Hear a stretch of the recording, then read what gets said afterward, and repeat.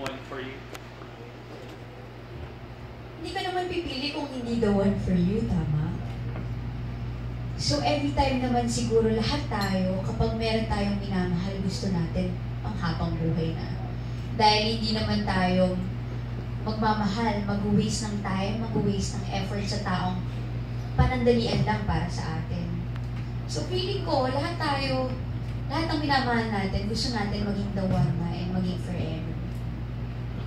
So yun, ikaw, Paul is engaged. Yes. Sa akin, of course, sa mga lahat naman naging partner mo sa buhay, syempre gusto mo siya na, di ba? Pero of course, depende yun sa panahon eh. Depende yun kung ano ka ba nung panahon na yun. Kung are you really mature that time. It all depends eh, pati sa timing, ano ba yan. So, naniniwala ako na, akala ko kasi wala na talaga. Akala ko I'll be single for life. So, hindi ko naman ina-expect na, mamimit ko na taon to. That's why, sabi ko nga sa sarili ko, parang okay lang sa akin, hindi ako pakasal, okay lang sa akin, kahit wala akong, magbe-baby na lang ako, parang gano'n. Pero, ano pala talaga, totoo pala yun, meron talagang taong para sa'yo. Kung ibibigay ni Lord yun, ibibigay niya yun sa'yo. Thank you. Dagdag ko lang, kapag pala sa love, kapag meron kang nalaman na ayoko ng ganito, tapos ginagawa niya, malalaman mo na mahal mo kapag unti-unti mo siyang sinusuporta na natatanggap mo yung ayaw mo na yun kasi nga gusto niya. Pero hindi sa masamang way, nung magnanakaw pala, di ba, mamamatay tao, hindi naman ganun. Pero yung kunyari, meron siyang mahihilig siyang ayoko ng maingay matulog. Ano tawag sa pag-ingay? Naghihilig. Ayoko nun sa lahat, sa lalaki. Pero, kapag umihilig na siya, tapos nasanay ka na, minsan magugulat ka, saan kaya yung hilig niya? Namimiss ko yung hilig niya, diba? Kasi nakasanayan mo na at tinanggap mo ng buong-buo na ganyan siya. So, feeling ko doon talaga nagsisimula yung pagmamahal kapag nalaman mo na at natanggap mo yung feelings niya. Hanggang sabay na kayo, no? Yes, so ano po yung mga... DJ naman ba? Nahawaan pala. Hawaan pala ito.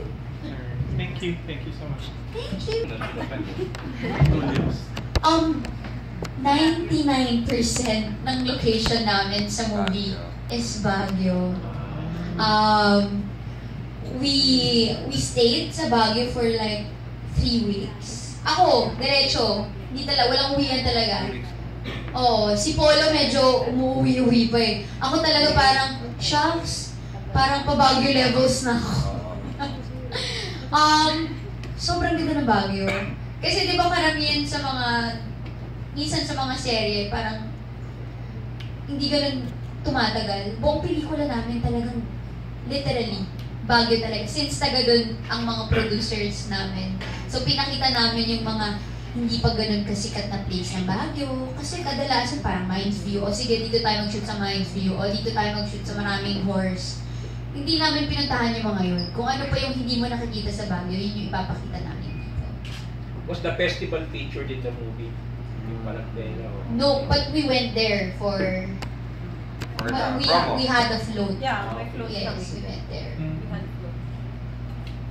Thank you. Thank you. Ghost story? Hindi naman. Mukha lang akong ghost. More on action nga siya eh. Feeling ko mas more on action talaga siya. Kasi mas more on lumalaban talaga ako sa mga pumatay sa amin. Hinanap ko talaga siya. So, mas more on action siya. So far, ito yung pinaka-dramatic role na ginawa sa movie. Sa movie, yes. Parang totoong iyak, totoong masakit, totoong malungkot, hindi yung kiray iyak ka. Hindi ganon. Parang kung yung character ko, pumasok talaga ako dun sa character ko na iniyakan ko talaga yung nawalang tao. Ano yung name mo dito? Name mo? What's my name? I forgot forgot. Mona Lisa. Mona And Lisa. you? Who is he? Miguel! Ba't nakalimutan niya? No, every time talaga. Ewan ko, may mga press people or may mga vloggers, every time na tinatanong ako, yung sa mga close ko talaga, what's your role? Hindi ko alam. Kasi, Nakalimutan mo? hindi ko alam. Kasi hindi talaga ako, hindi naman sa mayabang, pero hindi kasi talaga ako mahilig magbasa.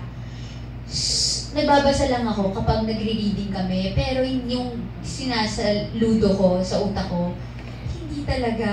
Kaya, pansin nyo, kapag may napapanood kayong palabas ko, hindi ko ginagawa yung mga salita ko doon, pero naaarte ko siya ng parang ako lang talaga, kasi hindi ko siya pinapasok sa utak ko. Ewan ko, ikaw ba, Tito Eps? No, sa'yo. No, it's been a while now since we filmed this. Ilang months? Last year? Last year? Gano'ng katagal na natapos yung movie? I mean, gano'ng... Mabilis lang. 3 weeks, tapos Pero kailan niyo sinimulan? Kailan natapos? like May last year. Ah. Nakabuo pa ako ng madalawang pelikula bago na-ogulan. Yeah, ano pa ako, nasa kabila pa ako nung ginagawa ko. Bakit medyo matagal bago ipinalabas po? After... Matagal na pala Hinintay muna. namin yung The Avengers kasi. Hiligin mo eh. Hinintay namin yung mas malakas eh. Hindi, ano ba, Tita Jane? Bakit na ako Maybe yung mga previous na time, it's not the right time. So this is the right time na na-set talaga. And then saka parang yung mga editing din namin, Yeah. di ba? Inayos-ayos pa talaga namin since kasi ano ako eh, kaluluha ko. So parang yung mga edit na parang dapat pag dumikit ako sa kanya, hindi halata So may mga na, editing oo, ano eh, hindi halata effects, na may tao effects. talaga ako, oo. Well, hindi naman talaga halata, pero May tanong lang po ako tungkol sa Playdate. It's still April 3, which is like a Wednesday. But isn't there like a new policy now that it's supposed to be like... Yun na nga sana gawin na yung policy niya bukas. That's actually, yung policy na yan, I think it began long before kasi diba, para mabigyan ng ano yung pelikula. Pero ngayon, baguhin na natin sa ating policy, isa pang pelikula yan. Quote me please. Quote me please, na sana gawin natin Friday kasi ang Wednesday, like ako, manunod ba, mahirap pa doon sino sa Wednesday kasi sa trabaho ko eh. Tapos the next day, ang mangyayari sa pelikula mo, pag walang nanood, slide ka na, or first day, last day ka na. So, di ba, bigyan naman natin pagkakataon makapunta yung mga moviegoers natin sa sinyan, at least Friday. Yung galing sa trabaho, bago sila umuwi, doon nanonood. So at least mabigyan ng weekend chance. Yung lahat ng filmmakers. Actually, sana for every film, sana ang palitan natin, mas sana Thursday night, yung Friday morning bago na scene. So yun yung pinakamaganda. So yun yung isa sa mga, sana i-quote nyo ko, sana madaliin po natin yung ano na yan, yung pagpalit na yan. Kasi talaga makakatulong po yan sa pelikulang Pilipino. Any last message po for them and for tayo? Just say thank you talaga. Talagang nagpapasalamat ako sa itong mga yung ito at least natapos na, mag-show na kami. So, thank you so much sa mga supporters, sa mga lahat-lahat ng mga cast. Sa inyo, tulong din nyo, alam ko, malaking tulong din ito para sa atin. Tulong-tulungan tayo na. Thank you so much. At since April 3 yung sana naman yung April 3 sa Wednesday. Wednesday yun eh. Since Wednesday siya, sana po sa Wednesday pa lang magsama-sama tayo sa sinihan. Yes, maraming salamat sa lahat na nagpunta dito. Thank you. Sana po tulungan nyo kami, supportahan nyo yung pelikula. And lahat po ng pelikulang Pilipino, sana po magtulong-tulong tayo para hindi po ito tuluyang mamatay. Maraming salamat po.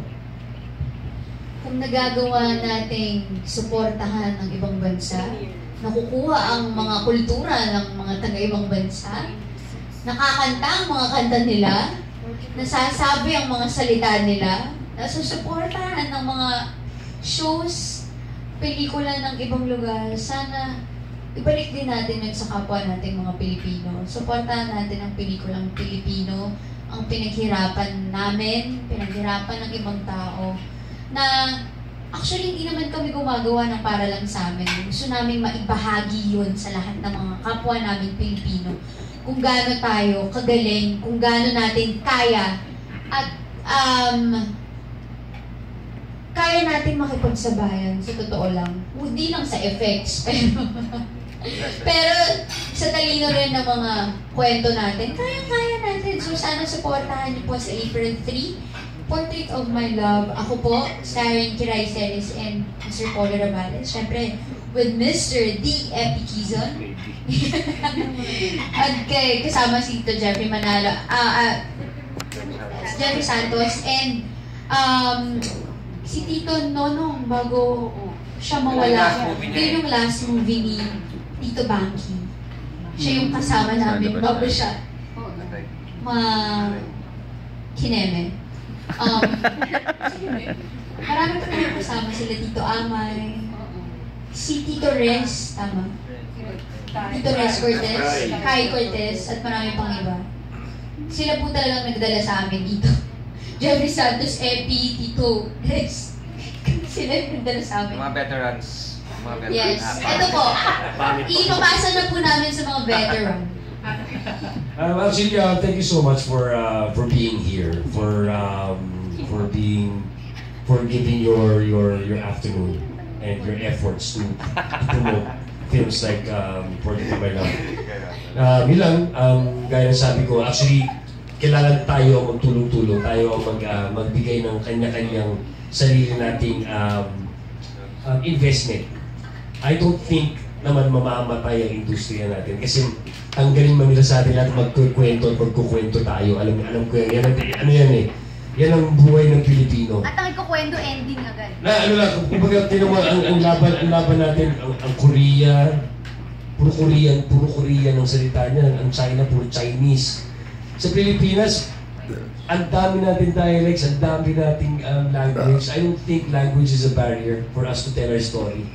Pinaka-mix tayo ng kwento, ng kultura sa buong Asia. Actually, kung hindi sa buong mundo.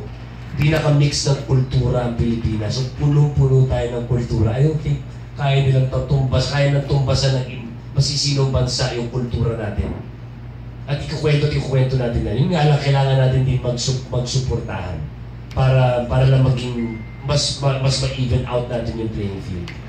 At siyempre, again, quote me please, konting tulong sa gobyerno pa. Konti pa. I mean, andyan naman yung efforts, nakikita natin yung efforts. But I think konting boost pa ng suporta sa mga pelikula Pilipino.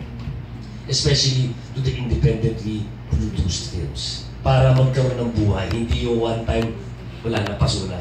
Diba? Sana magkabuhay palagi yung mga katulad nila Tita Jane. Thank you so much. Have a good blessed afternoon.